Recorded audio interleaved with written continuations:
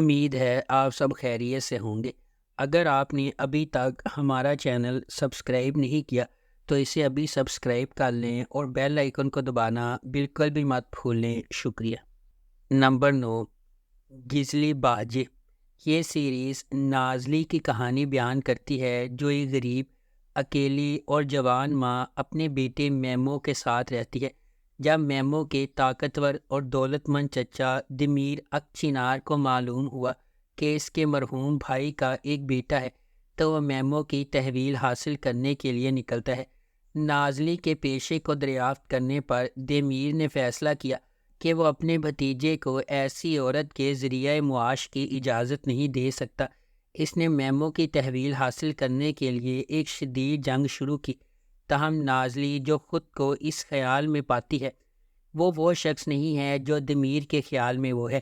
اس کے پاس اس سے بھی بڑا راز ہے۔ جیسا کہ نازلی اور دمیر میمو کی فلاح و بہبود کے لیے لڑ رہے ہیں، اکچینار خاندان کی سکیمیں، طویل عرصے سے پوشیدہ راز اور ماضی کے سائے ان کی بڑھتی ہوئی لیکن بظاہر ناممکن محبت کو پیچیدہ بنا دیں گے۔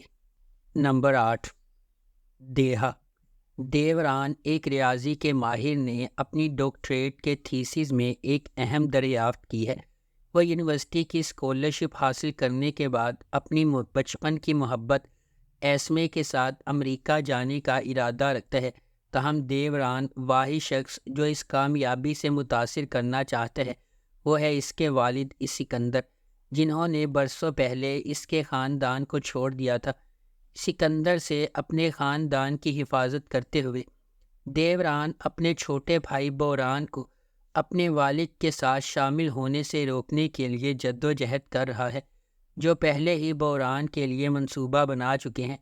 بوران کے سکندر کی دنیا میں داخل ہونے کے بعد دیوران کے منصوبوں کو تبدیل کرنا ہوگا۔ نمبر 7، یالی چپکنی۔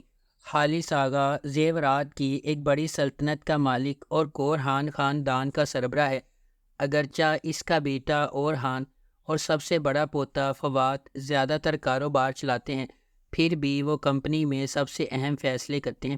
اس کا چھوٹا پوتا فریت، جو اس کے بھائی فواد سے بہت مختلف ہے، ایک بہت ہی غیر ذمہ دار نوجوان بیچلر ہے جو ابھی بیرون ملک سے واپس آیا ہے جہاں وہ تعلیم حاصل کرنے گیا تھا۔ خالص فرید کی لاپرواہی کو مزید برداشت نہیں کر سکتا اور وہ اپنی بیوہ بہو افاقت پر پابندی لگاتا ہے کہ وہ اسے شادی کے لیے ایک اچھی لڑکی تلاش کر کے دے۔ یہ خبر کہ خالص آغا اپنے پوتے کے لیے دلہن کی تلاش میں ہے نیلے رنگ سے گازین ٹپ میں کاظم کی حویلی تک پہنچتی ہے۔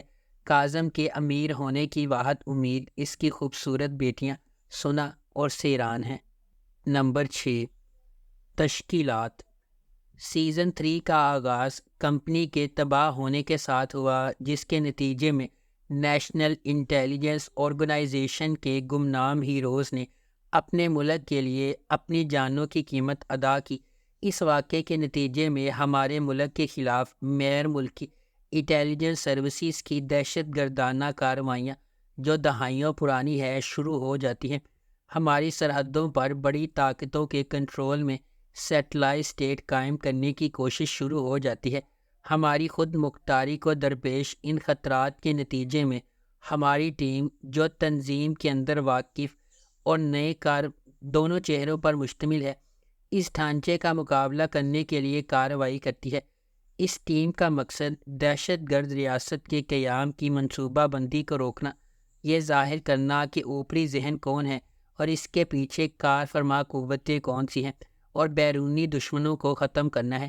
ان تمام کارروائیوں کے علاوہ ٹیم کے اندر بدلتے ہوئے توازن اور نئی زندگیوں کی شمولیت، ان سب کے لیے ایک مختلف دور کا آغاز ہوگا۔ نمبر 5، گونل داگی۔ تانیر ایک نوجوان انوینٹر ہے جو موڑ کے بیچ میں واقع گدیلی نامی ایک چھوٹے سے قصبے میں رہتا ہے۔ تانیر اور اس کے کزن ویسل اور رمضان برسوں سے ہوائی جہاز بنانے کے خواب دیکھ رہے تھے اور آخرکار وہ اسے بنانے میں کامیاب ہو گئے، اور ساتھ ہی وہ ایک کمپنی کو اپنے ہوائی جہاز کو دیکھنے اور اس میں سرمایہ کاری کرنے پر راضی کرنے میں کامیاب ہو گئے۔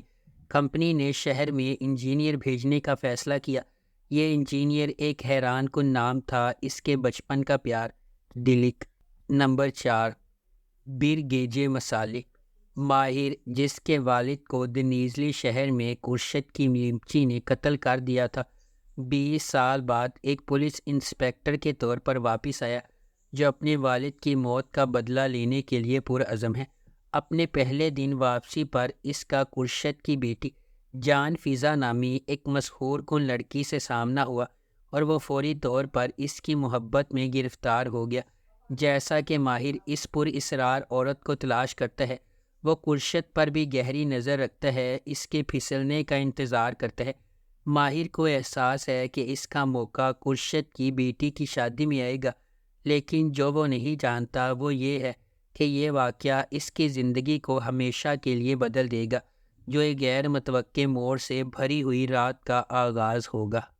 نمبر 3، بہار۔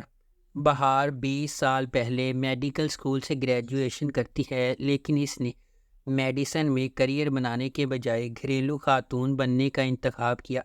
اس کی شادی کامیاب سرجن تیمور یاوزولو سے ہوئی ہے اور اس نے اپنی زندگی اپنے شوہر اور بچوں کے لیے وقف کر رکھی ہے۔ بظاہر خوش نظر آنے والا یاوزولو خاندان بہار کی بیماری سے ہل گیا ہے۔ بہار کے ڈاکٹر ایورن اسے بچانے کے لیے پرعزم ہیں اور کہتے ہیں کہ اس کا واحد حل جگر کی پیوند کاری ہے۔ خاندان میں واحد ہم آہنگ جگر تیمور کا ہے۔ یاوزولو خاندان کے لیے، جن کا ایک بڑی حد سے تجربہ کیا جاتا ہے، کچھ بھی دوبارہ ویسا نہیں ہوگا۔ نمبر 2، کیزل گونجالار۔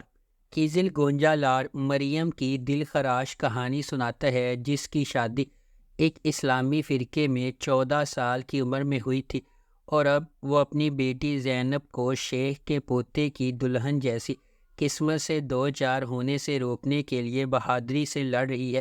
اس کی بھابھی کی رہنمائی میں، جو فرقے کی ایک سابق رکن ہے، انہیں احساس ہوا کہ انہیں فرقے کے طاقتور چنگل سے زینب کو بچانے کے لیے بھاگنا چاہیے۔ ڈرتے ڈرتے اپنے منصوبوں کو اپنے ظالم شوہر سے چھپاتے ہوئے مریم کو پہلے سیکولر سائیکیٹرسٹ لیونٹ کے گھر میں دیکھ بھال کرنے والے کے طور پر پیسہ کمانا چاہیے، جو اس کی مدد کرنے پر راضی ہے۔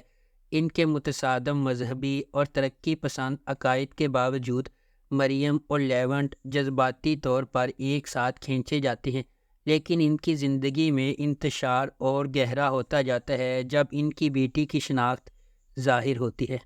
نمبر 1، کیزلجک شربتی۔